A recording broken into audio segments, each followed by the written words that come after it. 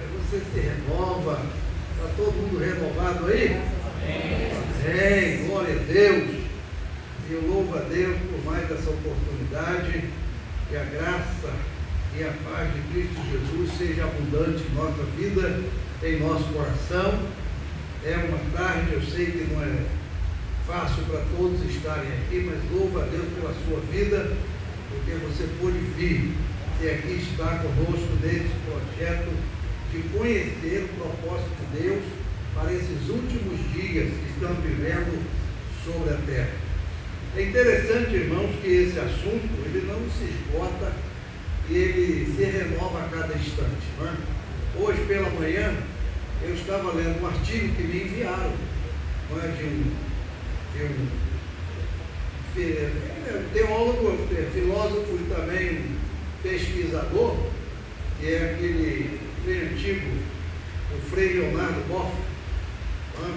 Ele é um homem de esquerda e de liberal, um cara de coisas.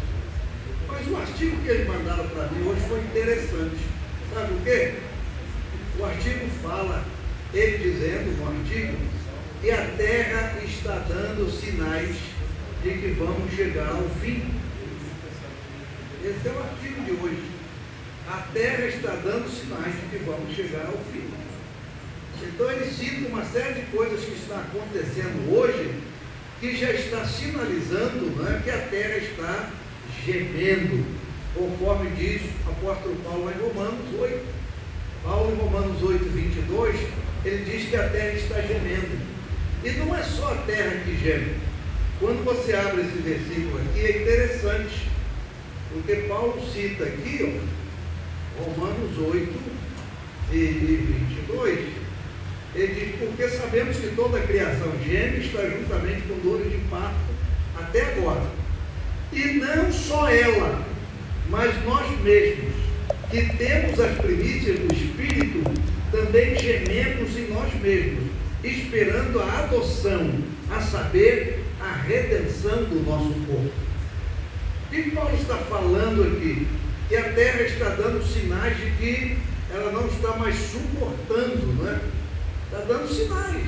Tudo que nós estamos assistindo aí, irmãos, são sinais evidentes de que a coisa está caminhando para o cumprimento perfeito e glorioso da palavra de Deus. E quando Paulo fala da terra, ele diz não só a terra que geme. Quem está gemendo aqui, Paulo diz, mas nós, a igreja, que temos as primícias do Espírito, também gememos. E é interessante que eu não vejo a igreja gemer. Não. Eu vejo a igreja festejar. Não é? Já reparou isso? É uma festa atrás da outra. A igreja está sempre festejando.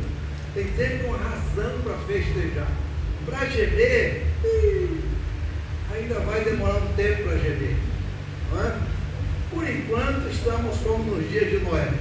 Comendo, bebendo, casando, dando em casamento, mas o dilúvio vem aí. Paulo diz que nós gememos, irmãos, esperando a adoção. Isto é, nós fomos adotados na família de Deus como filhos adotivos, não é? Filhos adotivos. Deus tem 5 tipos de filhos na Bíblia, sabia disso? Ele tem os anjos, são os filhos criados, Deus criou com o seu poder. Ele tem Adão, o filho formado. Ele tem Israel, o filho eleito. Ele tem Jesus, o filho amado. E ele tem a igreja, o filho adotado. Nós fomos adotados na família de Deus. Não é? Então nós estamos esperando a adoção final. Aí Paulo diz, a redenção do nosso corpo. A redenção do corpo se dará aonde? Se dará no arrebatamento da igreja. E aqui em Filipenses capítulo 3, 20 e 21, eu li ontem aqui, Paulo diz que a nossa cidade está no céu, onde também esperamos o Senhor, o Salvador Jesus Cristo. E quando ele vier, irmão, para arrebatar a igreja, ele transformará o nosso corpo abatido. Aquilo que Paulo diz lá em 1 Coríntios 15, 52, que vai acontecer num momento, num abrir e fechar de olhos, todos seremos transformados. Essa transformação está aqui, ó. Seremos transformados do corpo abatido para um corpo glorioso. Um corpo que vai sustentar, sujeitar a si todas as coisas. Muitas pessoas já me perguntaram, mas pastor, escuta aí, na hora do arrebatamento, né? Como é que é isso aí? Aí você está andando e de repente a trombeta toca e você sobe. Aí, segundo os filmes que passam por aí, né, a roupa da pessoa fica no chão. Quem já viu o filme dele? Aí os arrebatados ficam a roupa no chão assim. Não é? Aí você sobe para o céu pelado, nu. Aí se alguém perceber que você subiu, olhar e falar, olha lá, olha o pelado subindo ali. Agora eu te pergunto, como é que Jesus subiu lá do Monte das Oliveiras? A Bíblia diz que ele está lá em Atos capítulo 1, a partir do versículo 10, 11, né? Ele está ali, com a roupa dele normal, com a sandália no pé, e a Bíblia diz que de repente Jesus começa o quê? A subir, irmão, do jeito que ele estava. Ele não falou para os discípulos, fecha o olho, que agora eu vou para o céu, eu tenho que tirar essa roupa aqui, para vocês não me verem pelado. Fecha todo mundo o olho, vira a cara para lá, né? Que eu vou tirar minha roupa, porque essa roupa aqui não chega no céu. Eu tenho que tirar essa roupa aqui. Não é assim. Outro dia uma irmã me perguntou, mas pastor, a Bíblia diz, ai das grávidas, porque disseram para a irmã que no arrebatamento a mulher grávida, aí a criança vai ser arrancada da barriga da mulher. Eu falei, Deus do céu, que Deus maluco é esse? E onde é que está isso na Bíblia? Ela falou, mas a Bíblia diz, ai das grávidas. Eu falei, estão fazendo uma confusão enorme. Quando Jesus fala ali em Mateus 24, a partir do versículo 15, não é? Que a abominação da desolação que falou o profeta Daniel, ele está falando para o povo de Israel acerca de quê? Da grande tribulação que virá. Naquele momento ali, em que o adversário vai romper a aliança com Israel e vai invadir Israel, Jesus falou, eu lamento que a mulher esteja grávida nessa hora. Sabe por quê? Porque ela vai fugir. Nós vamos falar disso. Sabe? Então, como é que uma mulher grávida vai fugir? Como é que uma mulher que está amamentando vai fugir? É disso que Jesus está falando. O corpo glorioso, irmãos, ele tem o eficaz poder de sujeitar a si todas as coisas. Jesus subiu do jeito que estava. A nuvem o ocultou. Não foi assim? Hein? Você já leu isso na Bíblia? Está lá. A Bíblia diz que ele foi oculto numa nuvem. A nuvem ocultou o Senhor Jesus. E quando ele chega no céu, hein? Como é que ele chegou no céu? Vocês já leram na Bíblia? Lá em Atos 1 e 11 diz que Jesus chegou, foi oculto pela nuvem. Não diz isso? Ou não diz, irmão? Vocês nunca leram não? Meu Deus, vamos ler. Abre aí. Aqui diz aqui, os pais lhe disseram, são 11, né? O 9. E quando dizia isto, vendo eles, foi elevado às alturas e uma nuvem o recebeu, ocultando-o a seus olhos. Então Jesus sobe do Monte das Oliveiras do jeito que ele está. E ele vai ao encontro do Pai. E depois dessa nuvem, o que acontece? Hein? Abre a sua Bíblia comigo em Daniel capítulo 7. Daniel 7. Daniel capítulo 7. Vamos ver aí, rapidinho? Porque tem algo interessante aqui, ó. Daniel está olhando nas suas visões da noite, versículo 13. E eis que vinha nas nuvens do céu como filho do homem, e dirigiu-se ao ancião de dias e o fizeram chegar até ele. Lá em Atos 1 e 9 diz que Jesus subiu e a nuvem o ocultou. Daniel aqui está dizendo que ele está olhando nas suas visões da noite e ele vê chegar nas nuvens do céu como filho do homem. Deus já está revelando a Daniel o momento em que Jesus chega. Lá em Atos 1 e 9 diz que ele aqui da terra subiu ao encontro do Senhor. E Deus revela a Daniel esse momento precioso. E ele chega ali e é levado, né, até um ancião de dias, que é Deus. Ele chega para prestar conta certamente, né, do seu relatório de trabalho que ele cumpriu aqui na terra. E a Bíblia diz aqui, quando ele chega, versículo 14, foi-lhe dado o domínio, a honra e o reino, para que todos os povos, nações e línguas o servissem. O seu domínio é um domínio eterno que não passará, e o seu reino, o único que não será destruído. Viram aí? Então Jesus Cristo, Daniel aqui tem uma visão do momento em que o Senhor chega para assumir o seu lugar. Ele se assenta à destra de Deus, e ele está esperando o que agora? O momento de descer para arrebatar a igreja, levar para si o seu povo especial, zeloso, de boas obras. E uma vez, irmãos, Jesus ele vindo para buscar a sua igreja. Ontem nós falamos aqui que Paulo, escrevendo lá aos Tessalonicenses, ele disse que nós vamos encontrar o Senhor aonde? Quem lembra? Nos ares. Nos ares. O Senhor vai descer até os ares, e a igreja vai subir até ele. O Espírito vai levar a igreja, o Espírito vai conduzir a igreja. E é interessante que isso está claro, não é? Numa linguagem simbólica, lá em Gênesis 24, 25. Quando Abraão envia seu servo para buscar uma noiva para o seu filho, ele vai até a sua parentela, pede direção a Deus, encontra com a moça, e aí a Bíblia diz que ele vai à casa dessa moça, dá ali os seus presentes que ele trouxe, e ele diz: olha, eu preciso voltar, eu preciso levar essa noiva para o meu senhor, eu preciso levar. E perguntaram a Rebeca: irás tu com esse varão? Ela disse: irei. Eu vou. É Gênesis 24 ou 52, alguma coisa, procura aí, pastor Rafael, você vê aí. E ela foi com ele pelos caminhos, não é? Ela foi. E tem muita coisa interessante na Bíblia, muita coisa interessante, porque para chegar até Isaac, a Bíblia diz que ela subiu sobre os camelos. Ela subiu sobre os camelos. É o 24 aí? Hein? 50 e quê? Quando perguntaram a ela: irás tu com esse varão? Não é? É interessante que a Bíblia diz aí nesse momento em que ela sobe sobre os camelos.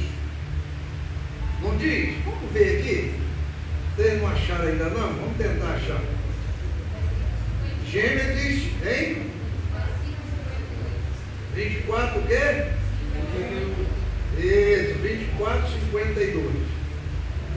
Aí perguntaram a Rebeca.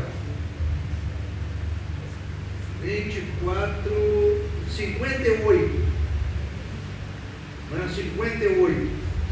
Chamaram a Rebeca e disseram: irás tu com esse varão? Ela respondeu: irei. Sabe quem é esse varão? É o Eliezer, aquele enviado de Abraão. Aqui nós temos Abraão como pai, Isaac como filho, e Eliezer um tipo de quem? Do Espírito Santo. Então a igreja vai ao encontro de Cristo guiada pelo Espírito Santo. É o Espírito que está conduzindo a noiva ao encontro do noivo. Ele sabe o caminho. A Bíblia diz que o Senhor vai nos encontrar nos ares, não é? Aí Deus me pega e fala assim: meu filho Roberto, vai lá me encontrar, vai. Você já reparou como é que é os ares? Mas hoje as fotos dos ares estão aí, não estão? Em que ponto eu vou me encontrar com Jesus?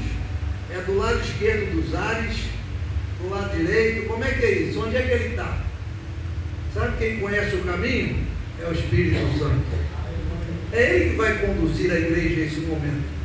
Só que a Bíblia diz aqui que abençoaram a Rebeca, e ela se levantou com as suas moças, no verso 61, e subiram sobre os camelos e seguiram aquele homem. Sabe quem são os camelos? Hein? Quem são os camelos? São os pastores que caminham com a igreja. Paulo diz lá em Efésios 4:11 que ele deu uns para pastores, evangelistas, doutores, mestres e profetas, querendo com isso o aperfeiçoamento do santo para a obra do ministério, até que todos cheguemos à unidade da fé, à estatura de varão perfeito, à medida completa de Cristo. Então, enquanto você estiver na terra, você depende dos obreiros. Depende dos obreiros. Só que há uma coisa muito interessante na Bíblia: os camelos serviram para conduzir Rebeca, assim como os pastores e os líderes conduzem a igreja. Mas está escrito aí na sua Bíblia que eles seguiram o varão. Não adianta ter igreja, não adianta ser pastor. Se não seguir o Espírito Santo, não vai chegar a lugar nenhum. Você pode ser o que for, mas tem que seguir ao Espírito Santo de Deus. Então, irmãos, a Bíblia é rica em ensinos preciosos e gloriosos. E quando o Senhor vier, Ele arrebata o seu povo e nos leva ao encontro dele. Por que o Senhor vai nos levar aos ares? Por que nós vamos ter que encontrar o Senhor nos ares? Porque o apóstolo Paulo, aqui em 1 Coríntios capítulo 3, abre a sua Bíblia, ele nos coloca numa situação interessante. Aqui em 1 Coríntios capítulo 3, o apóstolo Paulo vai falar sobre o fundamento daquilo que ele plantou, daquilo que Apolo regou, do crescimento que Deus dá. E aí ele diz no verso 10: segundo a graça de Deus que me foi dada, pus eu, como sábio arquiteto, o fundamento, e outro edifica sobre ele. Não é? Mas veja cada um como edifica. Como cada um edifica. Como cada um edifica. É preciso a igreja parar nos ares, irmãos, porque agora nós vamos ter um encontro com o Senhor. É o que a Bíblia chama de o tribunal de Cristo. O tribunal de Cristo. Aí eu me digo assim: mas pastor, eu vou para o céu e eu vou ser julgado. Vai ser julgado as nossas obras, porque o Senhor diz: eis que cedo vem, comigo está o meu galardão, para dar a cada um segundo as suas obras. Então toda obra que você faz para o Senhor, ela está lá diante de Deus. Quando a Bíblia fala daqueles que morrem no Senhor, Apocalipse 14:13, diz assim: bem-aventurados que desde agora morrem no Senhor, para que descansem dos seus trabalhos e as suas obras o sigam. Toda obra que você faz para o Senhor, irmãos, ela vai ter uma recompensa, vai ter um galardão. Entende? Onde vamos receber esse galardão? No tribunal de Cristo. Nós fomos julgados 3 vezes. Tem o julgamento do Calvário como pecador. Nós fomos julgados no Calvário. Romanos 8:3, Paulo fala sobre isso. Ali no Calvário, nós fomos julgados como pecadores. Aí temos julgamento de filho de Deus. Sabia que o Senhor nos julga? Lá em 1 Coríntios 11:32, quando Paulo está falando do momento da ceia, ele diz: olha, quando você se assentar para cear, você examina a si mesmo e tal, não come de qualquer maneira não. Se você fizer de qualquer maneira, você vai ser julgado e repreendido pelo Senhor. Já leu esse versículo? Já? Agora, para que Paulo está dizendo isso? Tem para quê? Um porquê? Para você não ser condenado com o mundo. Muitas vezes a gente não entende a repreensão de Deus. Não entendemos como é que Deus faz isso. Meu Deus, parece que Deus está puxando minha orelha. É para não sermos condenados com o mundo. Olha o povo de Petrópolis chegando aí com a fama. Estão querendo lugar para parar. Então, amados, nós vamos passamos sempre pelo julgamento de filho de Deus. Cada dia, cada hora, né, o Senhor nos repreende. O Senhor está sempre falando conosco. E no tribunal, nós vamos ser julgados como servos.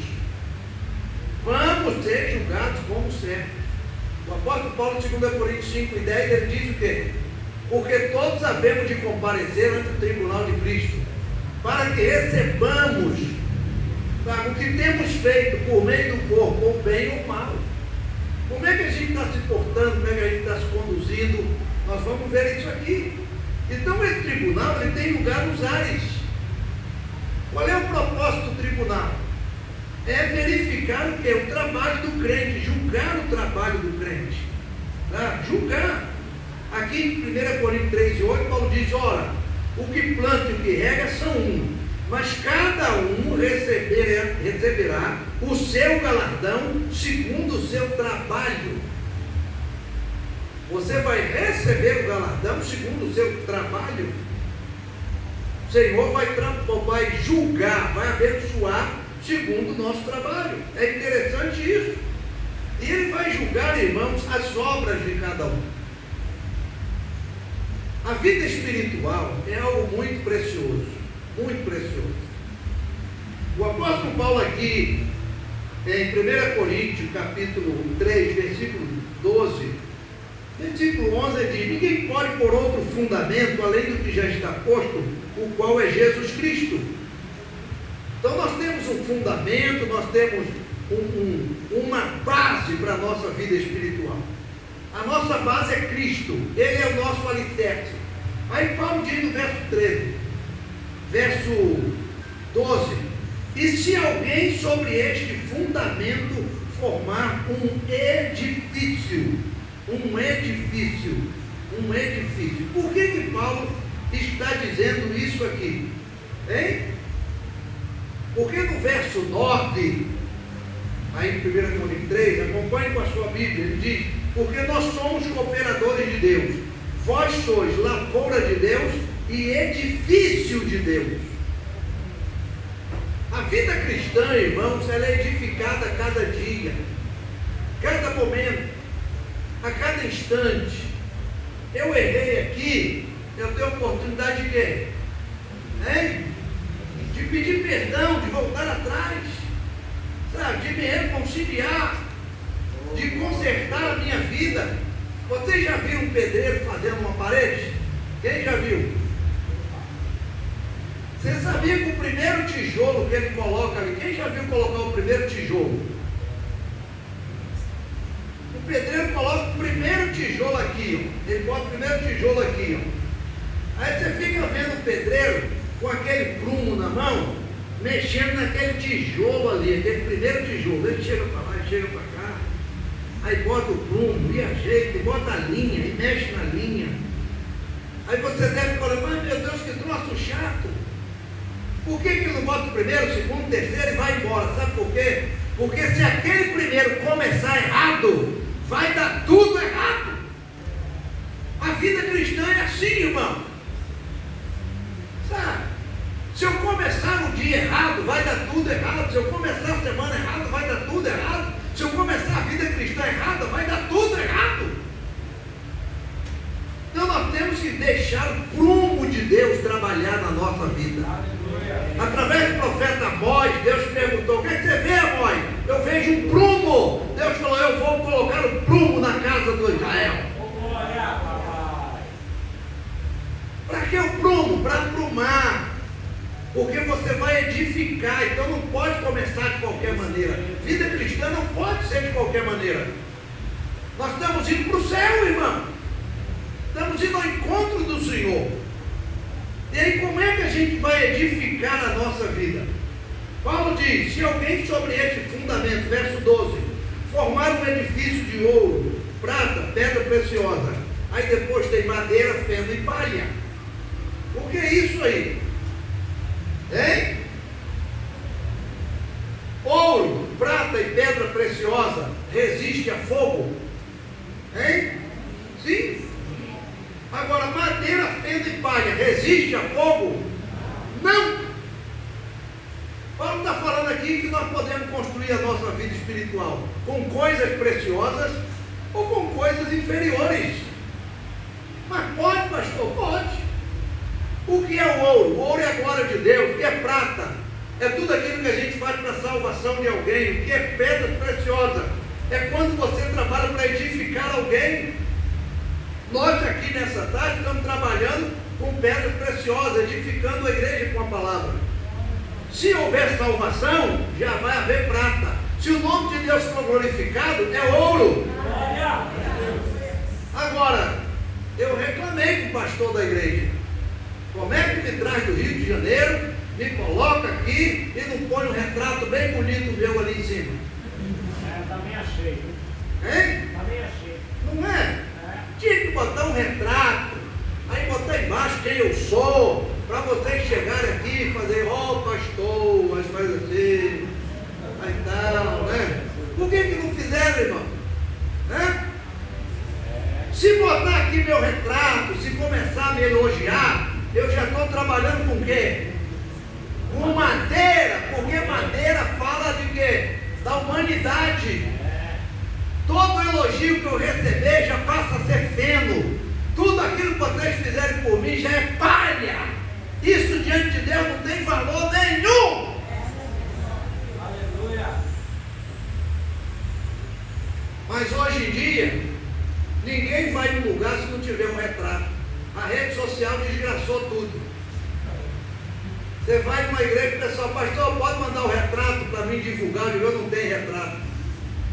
Mas pastor, e quando eu chego na igreja eles caçam, não sei aonde, acham o retrato da gente e botam lá. Eu digo, sangue de Jesus, quem achou essa praga aí? Eu uma vez fui dar um estudo desse numa igreja, aí eu falei desse momento aqui, né, que o homem quer se exaltar e quer faixa, né? O homem quer faixa, o homem quer retrato, o homem quer aparecer. Quer aparecer. Isso é madeira, pedra e palha. Isso diante de Deus não tem valor nenhum. Vai queimar tudo. Aí os irmãos tinham colocado uma faixa lá fora, né? Seminário de escatologia, pastor Alberto, sei o quê. Aí eu estou falando essas coisas, eu falei, irmão, ainda botaram uma faixa lá fora.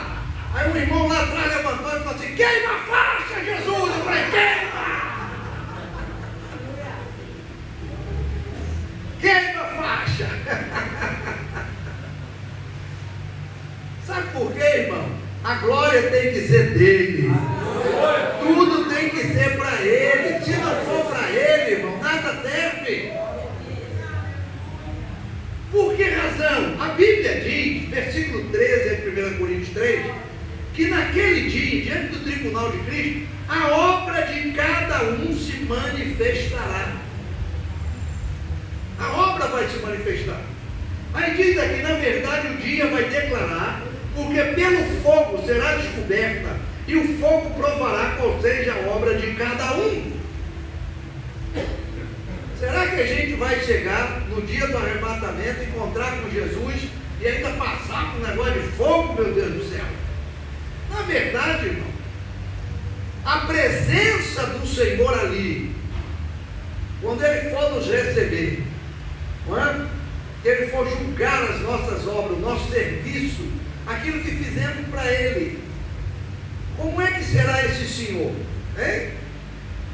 Lá em Apocalipse 1, João, quando viu e se lançou aos seus pés, ele tinha o cabelo branco, ele tinha roupa branca, ele tinha cinto de ouro, ele tinha pé reluzente como latão, ele tinha voz de muitas águas, e os seus olhos era como chama de fogo.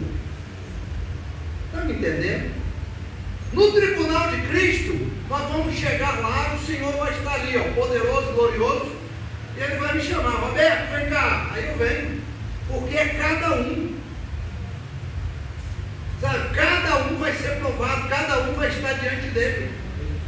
E aí os olhos do Senhor batem em mim. O que é que você fez para mim? Ah, Senhor, eu te servi, eu dei estudo, eu fui fielzinho, por misericórdia eu cheguei aqui. Vamos ver, deixa eu olhar para a tua vida.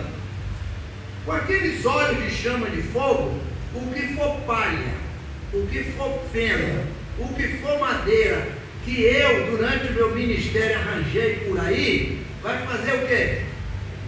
Queimar! Eu fiz alguma coisa para a glória de Deus, aí sobrou uma graminha de ouro. Eu fiz alguma coisinha lá para salvar a alma de alguém, sobrou uma meia grama de prata. Eu ajudei o crente pelo menos a acertar o caminho, eu trabalhei um pouquinho com pedra preciosa. Roberto, você tem dá para ganhar uma besteira aí, tá bom. Eu vou te dar uma recompensinha aí, porque pelo menos alguma coisa boa prestou em tu. a Bíblia diz algo, irmão, interessante.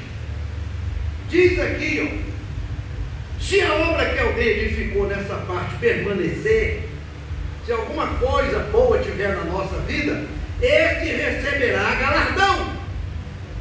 Verso 14, agora olha o 15. Se a obra de alguém se queimar, eu sou pastor, estou servindo a Deus, eu prego a palavra, mas irmão, eu gosto mesmo é de aparecer, tá? Eu quero é retrato, eu quero um aplauso, eu quero isso, eu quero aquilo. Essa água aqui não está gelada do jeito que eu gosto, eu quero água com gelo, e eu quero mais não sei o quê, sei lá, é eu. Mas eu sou crente, gente. Tá? Eu sirvo a Jesus, eu não sou ruim não. Eu só sou eu gosto de eu. Aí eu vou chegar no céu, construir a minha vida espiritual com madeira, com feno e com palha. Nesse momento, o Senhor bate o olho em mim, o que sobra? Nada. Aí Paulo diz, e se a obra de alguém se queimar? Queimou. Mas Senhor, não sobrou nada não, meu filho. Olha lá, você só vivia nas redes sociais, seu negócio era tudo social, seu negócio era aparecer, misericórdia, nunca vi um crente com você não. Eu te salvei porque a minha graça é maravilhosa, entendeu? Eu vejo lá. Queimou. Se queimou, o tal vai sofrer o que? Detrimento. Ele sofre perda, detrimento é perda, ele perde. Mas o tal será salvo. É isso que muita gente não entende. Mas pastor, como é que ele perde e é salvo? Porque esse momento aqui, que Paulo está falando, 1 Coríntios capítulo 3, é o momento que a igreja foi arrebatada e está agora no tribunal de Cristo, nos ares. Se um dia você estiver andando pela rua, você escutar o som de uma trombeta, e essa perna balançar assim, ó, você já está subindo para o céu, na glória que você está sendo arrebatado. Tu não está mais pisando, estou indo, vai embora que tu está indo para o céu, vai, não olha para trás não, vai embora, vai. Agora, quando chega lá, ele vai acertar as contas com a gente. Como é que você me serviu? Como é que você fez? E aí, irmão, esses materiais significam o quê? O que o Senhor vai julgar? A nossa conduta pessoal. Aqui em 2 Coríntios 5:10 diz o quê? Que nós vamos comparecer ante o tribunal de Cristo, devemos comparecer, para que cada um receba segundo tiver feito por meio do corpo, ou bem ou mal. Tem muito crente achando que é dono de si. Quem disse que você é dono de si? Hein? Quem falou que nós somos donos de nós mesmos? Hein, irmão? Olha o que Paulo diz aqui em 1 Coríntios 6:14. Ou não sabeis que o vosso corpo é o templo do Espírito Santo que habita em vós, proveniente de Deus, e que não sois de vós mesmos? Você já leu esse versículo na Bíblia? Então leia e marca aí, ó. Porque o 20, porque foste comprado por bom preço, glorificai, pois, a Deus no vosso corpo e no vosso espírito, os quais, o que é que está escrito aí na tua Bíblia? Pertencem a Deus. Você não pertence a você, eu não pertenço a mim, nós agora somos do Senhor.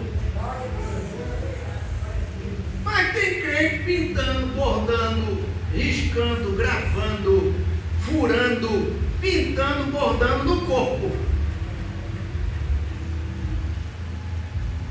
Aí se pinta, se fura, não sei o quê. Eu vejo uma crentalhada de meu pai por aí, que eu digo, meu Deus, eu sou da antiga. Ajudei Noé a fechar a arca, irmão. De lá para cá, muita coisa aconteceu. Sabe, a crentalhada hoje, nós estamos vivendo uma graça que já está ficando sem graça. Não, pastor, isso a graça pode. Não é a graça barata. E aí está todo mundo indo para o céu. Vamos embora, está indo para o céu, bora, vamos para o céu. Mas tem umas coisas na Bíblia que me assustam. Sabe por quê? Jesus falou lá em Mateus 7 que a gente tem que entrar por uma porta que se chama estreita. E essa porta estreita está escrito lá na minha Bíblia, eu botei bem embaixo assim, eu gritei: poucos os que entram por ela, poucos, uma meia dúzia de crentes. A outra porta larga, espaçosa, que conduz à perdição, está escrito assim: muitos, muitos. Quando você lê com a Bíblia, você não lê correndo, desesperado, não. Lê devagar, medita, observa, pensa. Poucos vão entrar pela porta estreita e muitos vão entrar pela porta larga. E no tribunal de Cristo nós vamos prestar conta do que fizemos por meio do corpo, porque o teu corpo pertence a Deus, você é templo do Espírito Santo. Aí eu fiz um monte de besteira, aí eu vou receber galardão. Chega lá o olho de chama de fogo do Senhor, queima tudo, queima toda a madeira, tudo aquilo que é humano, tudo aquilo que é para a glória do homem, tudo aquilo que engrandece o homem, que exalta, toda a vaidade, queima aquilo tudo. Então tudo isso vai ser diante do Senhor. Como é que nós tratamos o nosso irmão? Hein? Aqui em Romanos 14, 10, olha o que Paulo escreve aí. Ó. Romanos 14, 10. Abre aí sua Bíblia. Romanos 14, 10. Diz assim: mas tu, por que julga teu irmão? Ou tu também, porque desprezas teu irmão? Pois todos havemos de comparecer ante o tribunal de Cristo. A Bíblia fala do tribunal de Cristo. Paulo fala lá em Coríntios, fala aqui em Romanos. Nós vamos comparecer ao tribunal de Cristo. E aí a gente fica aqui julgando os outros, desprezando os outros, aperta a mão de um, não aperta do outro, não senta perto daquele irmão, que aquele irmão é isso, aquilo outro. Tudo isso no tribunal vai ser passado a limpo. Nós vamos comparecer lá no tribunal de Cristo. Está tudo lá, sabe?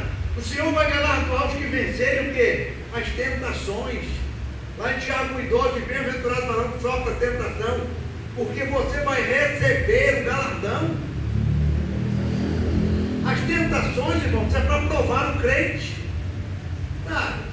O Adão, o primeiro Adão foi tentado, o segundo Adão, que é Cristo, foi tentado, a igreja está sendo tentada a cada dia, e é assim mesmo, não é moleza não, é vivendo assim. Então, amados, tudo isso diante do tribunal vai passar diante do Senhor, vai galardoar o quê? O nosso sofrimento. Lá em 1 Pedro 4 e 11, abre sua Bíblia aí, ó. 1 Pedro 4 e 11, olha o que diz aí, ó. 1 Pedro 4, 11 diz assim: se alguém falar, fale. Esse é o 1 Pedro 4, 11 e 12, não é? O 12 diz aqui: administre o que Deus te deu, para que tu, Deus, seja glorificado por Jesus Cristo, a quem pertence a glória e o poder para todo sempre. Amados, não estranheis a ardente prova que vem sobre vós para vos tentar, como se coisa alguma estranha vos acontecesse. Alegrai-vos no fato de serem participantes das aflições de Cristo, para que também na revelação da sua glória vos regozijeis com Ele. Então, cada momento da nossa vida vai passar por esse tribunal. O Senhor vem galardoar os fiéis. Comigo está o meu galardão para dar a cada um. E vai distribuir o quê? As coroas. Vai distribuir as coroas. Na Bíblia tem 5 tipos de coroas. Aí um dia eu estou falando sobre isso, um irmão levantou, oh glória, vou receber 3. Aí um pastor do lado dele falou assim: quantas cabeças você tem? Ele falou: tenho uma. Então para que tu quer 3 coroas que só tem uma cabeça? Hã? É, uai. Tá? Aí eu brinco quando eu estou falando com isso, né? Com a minha esposa. Esse ano eu faço 50 anos de casado para a glória de Deus. Viu? Mas quando eu estou dando esse estudo que a irmã Beth está perto, eu digo: mas eu não quero coroa. Eu já tenho uma, está ali, ó, uma Beth. E ela olha para mim e diz assim: eu te pego. Mas existe o quê? A coroa da vida. A coroa da vida. Lá em Apocalipse, e Tiago fala: aquele que vence, aquele que triunfa, vai receber o quê? A coroa da vida. Tem a coroa de justiça. 2 Timóteo 4:8, Paulo diz, né, que só me resta agora a coroa da justiça, a qual o Senhor justo juiz me dará naquele dia. E o versículo seguinte diz o quê? Quem lembra? Não somente a mim, mas a todos quantos amarem a sua vida. Então a coroa da justiça está prometida. Coroa de glória. 1 Pedro 5:4. Quem vai receber a coroa de glória? Hein? Pedro diz que serão os obreiros, os pastores que cuidam do rebanho, que quando aparecer o sumo pastor, ele diz: vocês vão receber a incorruptível coroa de glória. Então tem mais essa coroa, tem a coroa incorruptível. Lá em 1 Coríntios 9:24, Paulo fala daqueles que lutam no estádio, daqueles que correm, daqueles que combatem, para receber uma coroa corruptível, uma coroa que se corrompe. Aí Paulo diz: nós, porém, sabe, devemos combater, devemos lutar, devemos correr para alcançar uma coroa o quê? Incorruptível. Algo que não se corrompe. Então a Bíblia fala dessa coroa. E tem uma, irmã, que é preciosa, que é a coroa de alegria. Está aqui em Filipenses. Coroa de alegria. Não é? Filipenses 4:1. Olha o que Paulo diz: portanto, meus amados e muito queridos irmãos, minha alegria e coroa, estai assim firmes no Senhor, amados. Qual é a coroa da alegria? Qual crente vai receber a coroa da alegria? A coroa da alegria, irmão, biblicamente, ela é prometida para os que ganham almas. Que ganham almas. Crente que passa a vida toda na igreja, nunca ganhou uma alma para Jesus. Que alegria esse crente tem? Hein? Nenhuma. Nenhuma. Sabe, a maior alegria da igreja é ver almas se convertendo, é batizar almas. A igreja hoje está batizando filhos de crente, que está crescendo e tal, para segurar na igreja, batiza, não sei o quê. A igreja não traz ninguém, não procura ninguém, não fala de Jesus para ninguém, não ganha almas. Entende? A gente está vivendo hoje uma vida cristã muito longe. Eu pego minha Bíblia de madrugada e venho para a igreja. O meu vizinho está morrendo do meu lado. Eu não quero nem saber, ele que morra para lá.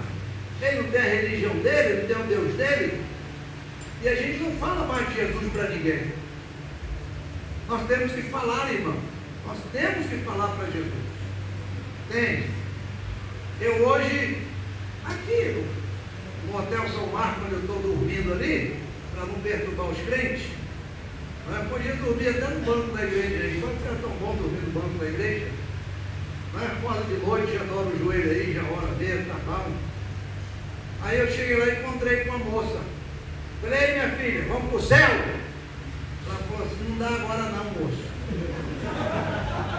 Falei: por quê? Porque eu estou desviado da igreja. Aí eu falei que eu estava aqui, que eu ia dar um estudo, não sei o quê. Ela falou: pois é, eu lembro do pastor Paulo. Ele fez meu casamento há 15 anos atrás. Eu já larguei meu marido, estou por aí. E aí eu comecei a falar dela, de Jesus para ela. Não demorou meio minuto, aquela moça começou a chorar. Viu? E eu falei: olha, sua alma está sedenta de Deus. Você está resistindo à voz do Espírito Santo. Eu fiz isso hoje. Falei de Jesus hoje. Anunciei aquela alma que ela está carente de Deus hoje. Você já fez isso hoje com alguém? Hein?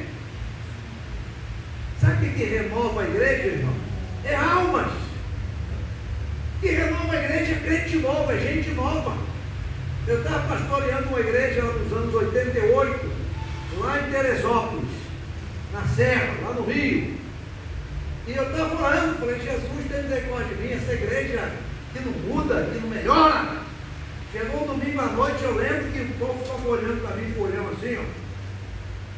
Eu cheguei no púlpito, peguei o microfone e falei, irmão, tem uma declaração para fazer para a igreja hoje. Olha para mim. Todo mundo me olhou, eu falei, estou cheio da cara de vocês.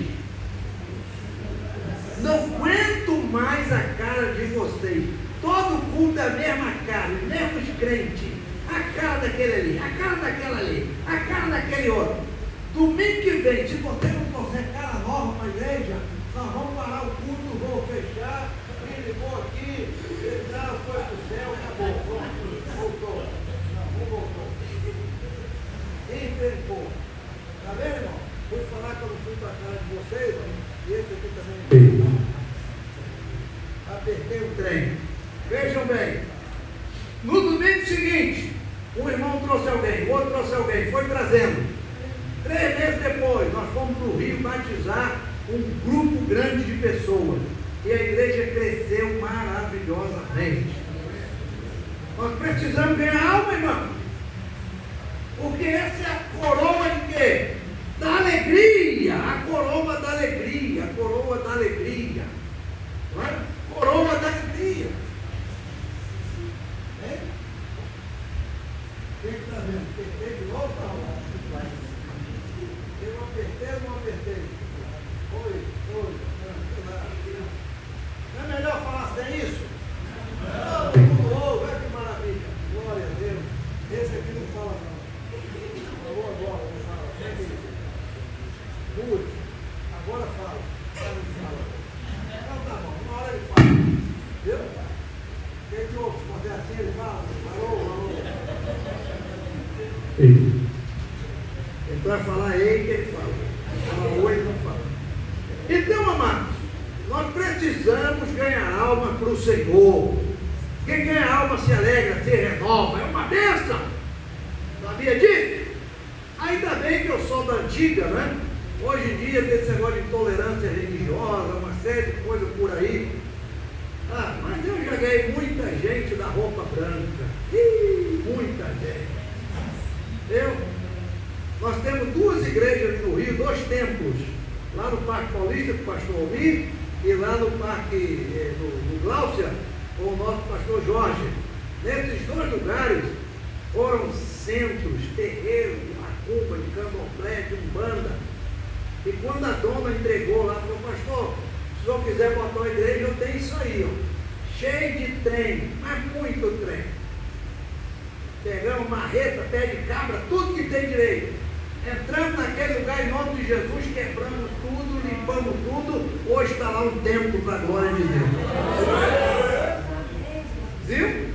No Gláucia, irmã Edith, era mãe de santo lá, comandava aquilo tudo lá. Aí um dia cortaram a perna dela por causa de gangrena, ia cortar outra. A irmã Cirlei passou na porta dela e falou assim, o que está acontecendo? Vai perder outra perna? Eu falei, o médico falou que não tem jeito. Falou, se você aceitar Jesus, tem. Jesus me cura, cura. Jesus pode salvar? Pode. Aquela mulher levantou a mão, nós fomos para lá, quebramos tudo, mudou tudo. A perna da mulher que era escura voltou a ser normal. Cuidamos daquela vida até o dia que ela morreu. Jesus batizou aquela mulher com o Espírito Santo. Aquela mulher nós conseguimos batizá-la em água. Era muito gordona, muito pesada. Viu? E antes de morrer, ela não tinha filho, nunca foi casada. Falou, pastor, me leva no cartório. Arrumando um carro, pastor eu, Barbosa, outro pastor. Fui no cartório, ela chamou o homem e falou, eu quero fazer um documento, dá o meu terreno, dá a casa, dá tudo para a igreja. E ela assinou, assinando testemunha, reconheceu firma, e hoje naquele lugar está lá o templo da Filadélfia para a glória de Deus. Então, irmão, essas coisas nos alegram. Agora a gente não ganha alma, não fala mais de Jesus para ninguém. Não é? Precisamos falar de Jesus, precisamos falar de Jesus. Em Itapiruna, Deus nos deu família que vieram lá do Candomblé, esse negócio todo. Em Uberaba, a família do irmão Bolivar, 40 anos no Candomblé. Mas Jesus me aceita, aceita. O capeta sai, sai! E saiu tudo, esse povo está na igreja até hoje, servindo ao Senhor. Toda a família servindo ao Senhor. irmão, o negócio é a igreja arregaçar a manga e falar, porque maior é o que está em nós do que aquele que está no mundo. Amém? Glória a Deus. Pois bem, a igreja, ela passou pelo tribunal, recebeu o galardão. Quem ganhou, ganhou. Quem não ganhou, né, vai ser salvo, porque já está no céu. Vai ser vestido de vestes de salvação, como diz Isaías. Mas agora, do tribunal de Cristo, para onde a igreja vai? A Bíblia em Apocalipse 19 fala das bodas do Cordeiro. Das bodas do Cordeiro. As bodas, nos dias bíblicos, era uma festa de casamento que durava o quê? Uma semana. Durava uma semana. E aqui em Apocalipse capítulo 9, nós encontramos algo precioso. Depois que a igreja for galardoada, ela precisa agora ir para a festa. Não é? Jesus não falou dessa festa? Hein? Viram muitos do Oriente e do Ocidente e assentar-se-ão à mesa com Abraão, Isaac e Jacó. Não é? Então nós temos esse momento precioso aí. E aqui em Apocalipse 9, versículo 19,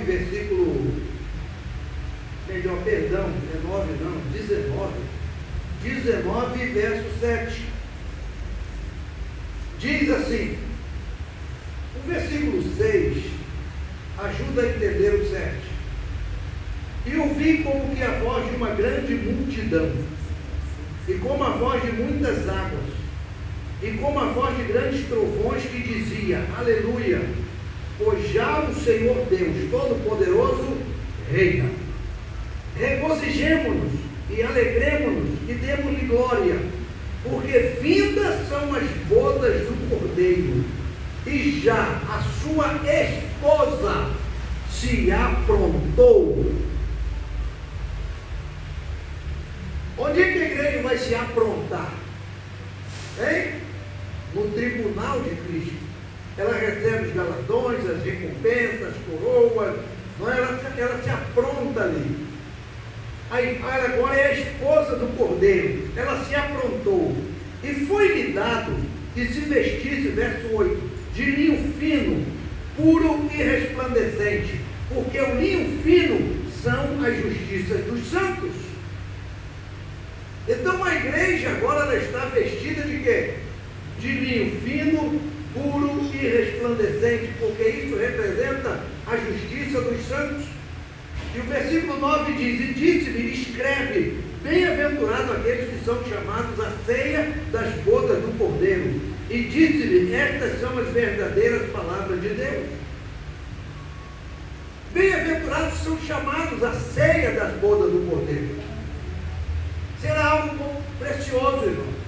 Assim como na terra as bodas demoravam uma semana, a igreja do céu vai passar também essa semana com o Senhor. Essa é a última semana, pela dispensação bíblica, de Daniel 9, 27. É a última semana daquelas 70 semanas de anos, que começa em Daniel 9, 24. Deus falou para Daniel, quando ele estava orando acerca do seu povo, Israel, Deus falou, 70 semanas estão determinadas sobre o teu povo e sobre a sua santa cidade. 7 semanas para reconstruir a cidade. Isso aconteceu. 62 semanas até o Messias. Isso aconteceu. O Messias será tirado. Isso aconteceu. Então 7 semanas com 62 são 69. Está faltando o calendário de Deus uma semana. Essa semana é escatológica, é futura. O arrebatamento da igreja vai trazer essa semana. Porque enquanto a igreja está no céu, aqui na terra começam os juízos de Deus. Os juízos de Deus. Então a igreja vai estar ali com o Senhor, vai estar com o Senhor naquele momento ali. É algo precioso, irmão. É algo glorioso. Vamos estar com Ele ali. É interessante que o Salmo 45, o Salmo 45 é um salmo profético, dos versículos 13 a 15, nós encontramos ali a rainha vestida de ouro, toda pronta, As virgens que a acompanham trarão ao rei. As virgens ali são os anjos. Então vai ser um momento precioso. Imagina você, eu, nós, nos encontrarmos com o Senhor, não é? E viver esse momento glorioso. Porque a Bíblia diz que a partir de agora estaremos sempre com o Senhor. Vamos estar com Ele para sempre. Reinando com Ele para sempre. Entende, irmão? E aqui na terra, como é que ficam as coisas? Hein? Nós vimos ontem que Israel, o povo de Deus, desprezou o Messias. Veio para o que eram seus não o receberam. E aí o Senhor disse para Israel: a vossa casa vai ficar deserta, até aquele dia em que digais: bendito que vem em nome do Senhor. Israel hoje, irmão, espiritualmente está caído. Agora, politicamente, socialmente, tecnologicamente, Israel é o melhor país do mundo. Não é? Muitos cientistas, muita gente importante saiu de Israel. Deus cumprindo sua promessa ao seu povo. Entretanto, não é? Israel está falido espiritualmente. Espiritualmente. Lá em Jerusalém tem uma igreja pentecostal. O pastor da igreja chama-se Meno Kalischer. Ele é um judeu baixo, já bem carequinha, animado toda a vida, mas tentando mostrar para aquele povo quem é Jesus, quem é o Messias. E ele é dessa linha aqui, ó. Ele é dessa linha. Ele é dispensacionista, futurista, histórico. Eu já conversei com esse homem de Deus, já tive com ele algumas vezes. Ele é um homem de Deus. E eu perguntei a ele: pastor Kalischer, como é que vai ser? Vai ser desse jeito. Tá? Os judeus ainda vão se despertar. Esse povo está dormindo espiritualmente. Mas a igreja está lá. Está lá. Faz evangelismo, vão para a rua. A filha dele, com jovens, um grupo de jovens, vão para a rua lá tocar violão, cantar, fazer ar livre, em Jerusalém. Você sabe o que é isso? E tem outras igrejas lá pregando o Evangelho, tentando dizer para aquela nação que Jesus é o Senhor. Não é? Tentando dizer para aquele povo ali. A verdade, irmãos, é que depois do arrebatamento da igreja, o que vai virar esse mundo? A Bíblia diz que acontecerá a manifestação do anticristo. A manifestação do anticristo. O anticristo, como eu disse ontem, já está aí, ó, sendo desejado. Todo mundo já fala na importância, na grandeza de um líder espiritual. Todo mundo diz: não, tem que ter um líder, tem que ter um líder, tem que ter um líder. E as coisas caminham para isso. E como vai ser esse líder? Como vai ser esse líder? Daniel, no capítulo 11, falando daquele animal feroz, né, com chifre que morde, que despedaça, e não sei o quê. Mas fala de um tempo em que o Império Grego dominou a Palestina, e aquele dominador grego, ele é a figura do anticristo no Antigo Testamento, Antíoco Epifânico. Aquele homem ali, ele prefigura o Antigo Testamento, o anticristo no Antigo Testamento. E é interessante que quando Daniel descreve o anticristo, ele diz uma coisa tremenda. Ele diz: olha, este homem, ele não sofrerá o amor de mulheres.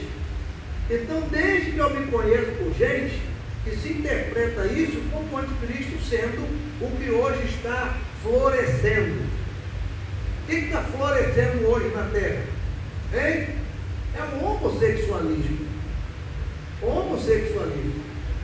Entende? A coisa está crescendo assustadoramente.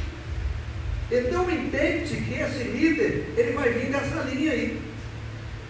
Então o mundo hoje, irmão, já está se acostumando. A igreja está se acostumando, o mundo está se acostumando. É por isso que Paulo, em Romanos 12, diz o quê? E não vos conformeis com este mundo, mas transformai-vos pela renovação do vosso entendimento, para que você possa experimentar qual seja a boa, perfeita e agradável vontade de Deus. Porque o mundo está colocando as coisas diante de mim e de nós, para a gente se acostumar. Tá? Não é desse jeito. Está vendo, irmão? Olha lá, olha lá. Tá vendo? Olha que coisa linda. É assim mesmo. Tá vendo? Agora é assim, tá vendo? Agora é assim. A gente vai acostumando, a gente vai aceitando. Sabe? E a Bíblia diz, não se acostume. Renova teu entendimento. Busca conhecer a palavra. Porque o que está acontecendo na terra? É o espírito do anticristo já reinando. É o espírito do anticristo reinando hoje. Então, amados, a palavra de Deus ela está se cumprindo. A palavra de Deus ela se cumpre. Israel, depois do arrebatamento da igreja, vai fazer uma aliança com esse anticristo. Por que razão?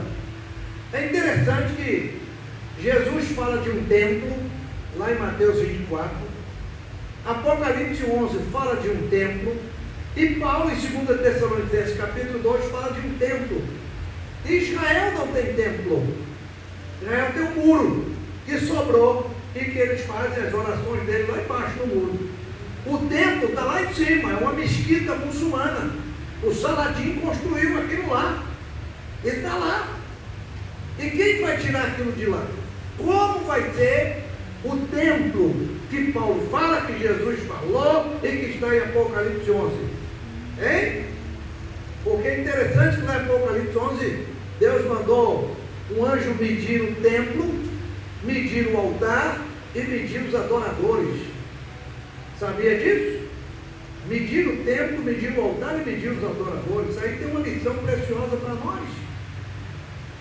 E como é que vai ser? Certamente entende-se pela palavra que Israel vai fazer uma aliança com o anticristo. Que Isaías, quando fala dessa aliança, né, ele diz que será uma aliança com a morte e com o inferno. Uma aliança com a morte e com o inferno. Na metade da semana de anos, 3 anos e meio depois, vai haver repentina destruição. Lá em 1 Tessalonicenses 5:3, o apóstolo Paulo diz que a bandeira do anticristo vai ser o quê? Paz e segurança. E quando disserem a paz e segurança, haverá repentina destruição. Quando Jesus, lá em Mateus 24, a partir do verso 15, falou: quando vocês ouvirem que a abominação da desolação, de que falou o profeta Daniel, está no lugar santo, quem ouvir, foge, vai embora. E aí, como eu disse ontem, né? Jesus falou: ai das grávidas, ai das que amamentarem naqueles dias. Por que razão? Porque vai ser dia de fuga, dia de correria, dia de pavor. O anticristo vai invadir Israel como uma inundação. Diga. Uma pergunta. Só que esse anticristo vai vir de uma falsa base, né? Hein? Esse anticristo vai vir de uma falsa base. Totalmente, irmão. O anticristo, a paz do anticristo, ela é uma paz falsa. Por quê? Porque é uma paz política. Mas Jesus disse o que para nós? Deixo-vos a minha paz. A minha paz vos dou. Não vou lá dou como o mundo dá. A paz do mundo é uma paz de interesse, uma paz de arranjo, é uma paz de compromisso, é uma paz política, uma paz financeira. A de Cristo não, é uma paz perene, gloriosa, preciosa. Então a paz do anticristo é uma paz falsa. Na metade da semana ele vai invadir Israel. Vai invadir Israel. Nós temos uma profecia, como eu falei ontem, lá de Ezequiel 38, que é a invasão de Gog, a terra de Israel. A Bíblia diz lá que nós já disse, tu que habita esse muro, sem muros, vai ser invadido. Mas quem vai chefiar essa invasão? Biblicamente, pelo que tem lá dos países, quem vai comandar essa invasão vai ser a Rússia. E como é que está a Rússia hoje? Ela está se erguendo, não é? Fazendo aliança com a África, com a Ásia, com o velho continente. Então, tudo que a Bíblia mostra, irmão, está se cumprindo. Tudo que a Bíblia fala está caminhando para o desfecho final. Não é? Israel vai sofrer esse momento aqui, não é, que biblicamente vai ter ainda acontecer. Mas a grande tribulação para Israel, a grande tribulação, ela vai acontecer exatamente na metade da semana. Na metade da semana. Porque nesse primeiro momento, Israel precisa construir um templo. O apóstolo Paulo, quando fala disso lá em 2 Tessalonicenses capítulo 2, ele diz que o anticristo vai se manifestar, parecendo Deus, querendo ser Deus, ele vai se assentar no templo de Deus. E nesse momento aí, o povo de Deus não aceita isso, vai romper com essa aliança, e aí a coisa vai ser séria. O anticristo que a Bíblia mostra, ele já tem uma figura. A figura do anticristo, ela está aqui, Apocalipse capítulo 13. Vamos abrir a Bíblia? Apocalipse capítulo 13. Aí nós temos aí uma figura do anticristo. Diz aí Apocalipse 13: eu pus-me sobre a areia do mar e vi subir do mar uma besta que tinha 7 cabeças e 10 chifres, sobre os seus chifres 10 diademas, e sobre as suas cabeças o nome de blasfêmia. E a besta que vi era semelhante ao leopardo, seus pés como de urso, sua boca como de leão, e o dragão deu o seu poder e o seu trono e grande poderio. Essa figura aqui, ó, semelhante a leopardo, pés de urso, boca de leão, essa figura já está à frente da ONU, lá em Nova York. Se vocês abrirem o celular de vocês, tem que procurar. Onde está a figura na ONU, lá em frente à ONU, não sei o que, está lá. Vai ter a foto. Abre aí. Alguém que é curioso, quer ver? Abre aí. Você vai ver a figura. A figura que está lá é exatamente o que a Bíblia diz. De onde veio isso? Veio lá do México, de uma cidade do México, eu não lembro agora o nome, que eles fazem vários tipos de figuras, de coisas, e prepararam isso e doaram para a ONU.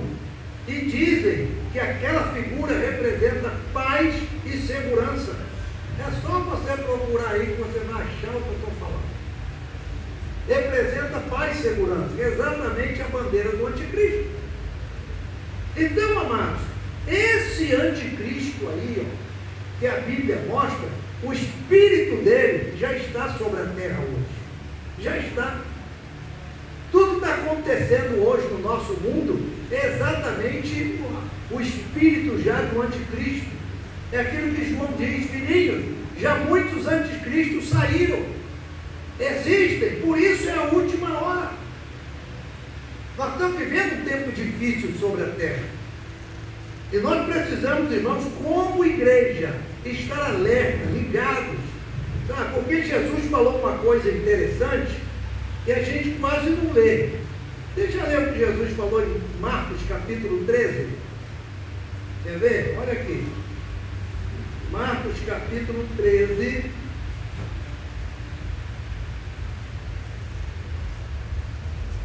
Cadê o versículo? 33. Marcos 13 e 33. Olha o que está escrito aí. Marcos 13 e 33. Estai, pois, atentos e vigiai, conforme não cabe a vós saber como será este tempo. Na minha versão diz assim: olhai, vigiai e orai. A gente ora, vigia pouco e não olha nada. Não é assim? Normalmente o crente não olha. O crente vem para a igreja, recebe a palavra, vai embora para casa, e está acontecendo um monte de coisa assim, o crente não está nem aí para ver o que está acontecendo. O jornal falou do terremoto aí, o jornal falou não sei o quê, o jornal falou não sei o quê. As coisas estão acontecendo, a palavra está se cumprindo. E Jesus falou: olhem, olha o que está acontecendo, olha o mundo como é que está. Olha a situação reinante, olha, preste atenção o que está acontecendo na terra. Jesus falou isso. Aí depois ele disse: vigiem. E depois ele disse: orem. Mas ele mandou olhar, irmão. E às vezes a gente não percebe, a igreja, não é? Está como aquelas virgens esperando o noivo. e que um grupo tem azeite e outro grupo não tem. Quando Jesus falou daquelas virgens, Mateus 25, ele disse: estáis vós, pois, apercebidos. Você não sabe a hora que o Senhor virá. Então a igreja está sendo desafiada a olhar o mundo de hoje. Olha o mundo de hoje. Hein? Como é que é o mundo de hoje? É o mundo de Isaías 5 e 20. Já viu lá Isaías 5 e 20? Dá uma olhadinha aí, ó. Isaías 5, verso 20. O que está escrito aí? Alguém pode ler? Isaías capítulo 5, versículo 20. É o mundo de hoje. O que diz aí? Ai dos que chamam mal, ao mal chamam bem, e ao bem mal, que fazem das trevas luz, e da luz que faz do amargo e do doce. Viram aí? Ai dos que fazem isso. Hoje estão chamando o mal de quê? De bem. O que era mal, hoje é bem, irmão. O que era treva, hoje é luz, irmão. O que era amargo, agora é doce, irmão. Ou você não está percebendo isso? Hein? As coisas estão mudando. Entende? O que é isso? Isso é o tempo do fim. É o cumprimento da palavra de Deus. E nós, como igreja, precisamos estar atentos. Jesus disse: olha, vê o que está acontecendo aí à sua volta, vê, olha isso aí. Porque nós estamos hoje vivendo esse tempo do anticristo já na terra. A manifestação do anticristo se dará, não é como Paulo diz em 2 Tessalonicenses, até que aquele do meio seja tirado. Por isso algumas pessoas acreditam, não é, que nós vamos estar aqui ainda quando o anticristo se manifestar. Não importa se ele vai se manifestar ou não.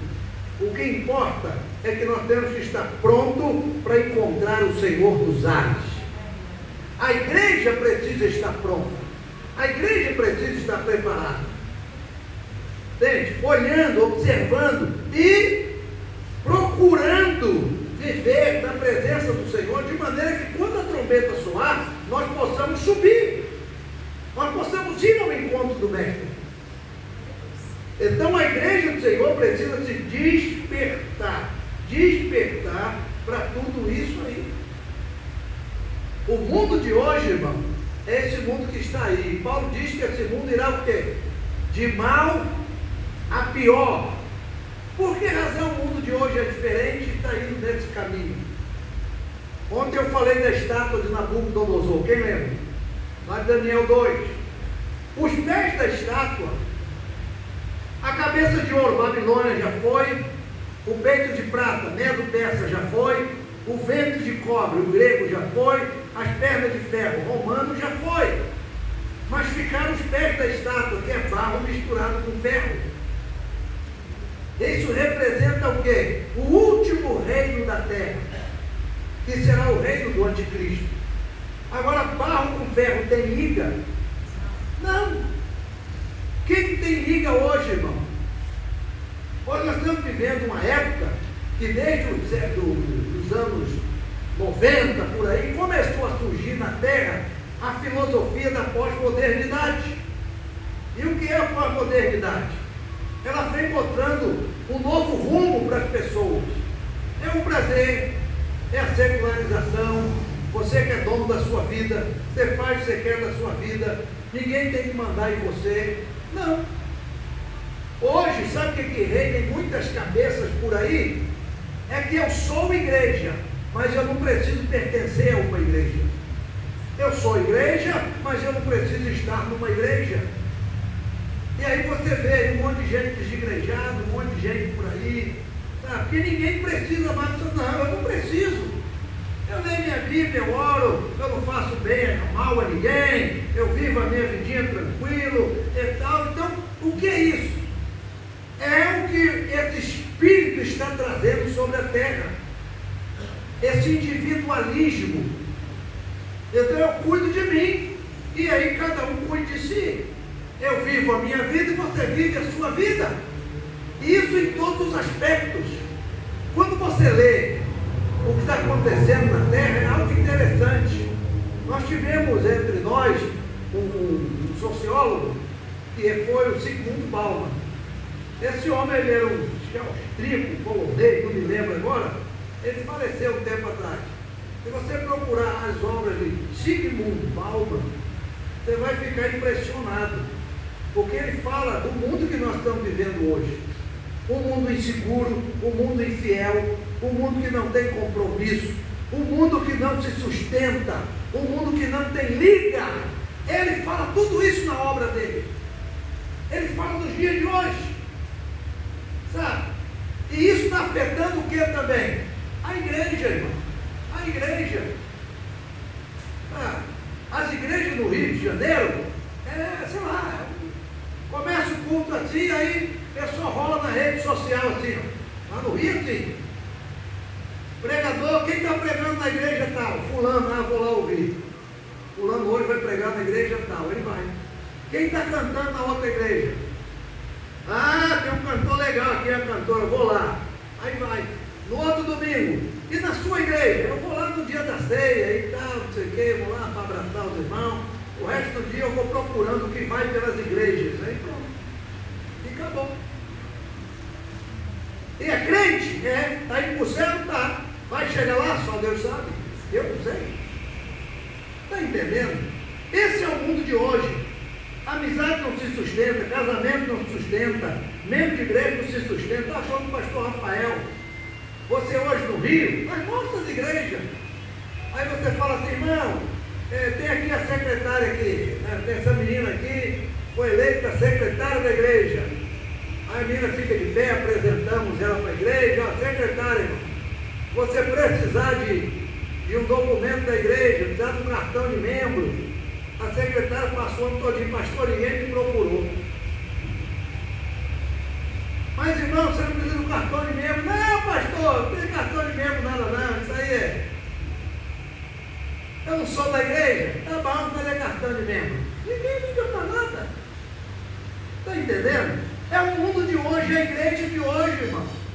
Aí eu vou me desesperar, eu vou arrancar o cabelo, eu vou deixar de dormir. Eu não.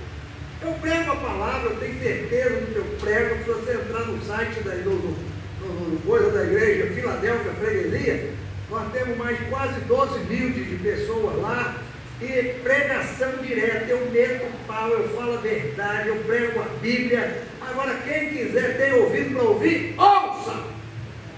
E acabou! Mas esse é o mundo de hoje. E Jesus está vindo para buscar essa igreja. Sabe, essa igreja. E como eu disse, são poucos os que entram por esse caminho. Há um tempo atrás, isso já tem uns 5 anos, a minha esposa, ela teve um sonho. E ela sonhou que naquele sonho eu e ela estávamos no carro indo para a igreja. Indo com a igreja. E quando nós chegávamos lá na igreja, o templo estava lotado. E aí eu subia no púlpito e ela me via no púlpito, e as pessoas fazendo um monte de perguntas. E no meio da multidão, alguém perguntava no celular e dizia assim, falaram agora que uma irmã lá do bairro do Rio, Niterói, foi para o céu. Aí daqui a pouco, no sonho, o outro falava assim, uma irmã lá de Nova Iguaçu foi para o céu. Aí no sonho, um outro aqui, não sei de onde, foi para o céu. Aí ela acordou. Ela falou, Jesus, que sonho estranho, o que é isso? E ela foi orar. E o Senhor disse que poucos são os que encontrarão o caminho. Poucos os que encontrarão o caminho. E ele disse para ela, avise a minha igreja. Minha esposa, em todo lugar que ela vai, ela fala isso. Ela mostra isso. Sabe, infelizmente é assim. A Bíblia é um livro precioso, a Bíblia é um livro maravilhoso, a Bíblia é um livro glorioso. O anticristo está vindo aí, com ele vai vir o quê? o falso profeta. Aí nós hoje estamos vivendo um tempo que você está olhando, está vendo, é o tempo chamado de intolerância religiosa. Quem já ouviu falar disso? Você hoje não pode olhar com o olhar atravessado para ninguém. Não é? Não pode falar mal de ninguém. Você não pode reclamar de ninguém. Você não pode achar. Ah, eu acho. Se você achar, está perdido. Entende? E o que está acontecendo no mundo hoje? Eu vejo, eu estou enxergando o quê? Essa intolerância religiosa, essa guerra, sabe, de crente, não sei o quê, de pessoas do candomblé, de matriz africana e pereréu. Isso aí é uma preparação para a manifestação do falso profeta. Aí está criando essa divisão, essa confusão, essa bagunça e tal, não sei o quê. Por quê? O falso profeta, irmãos, ele se levanta junto com o anticristo.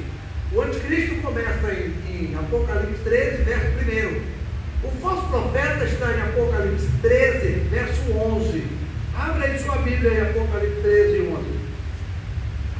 Eu vou parar por um pouco aí para você poder beber uma água, dar 3 glórias, 5 aleluia, 2 amém, um pulinho e uma rodadinha.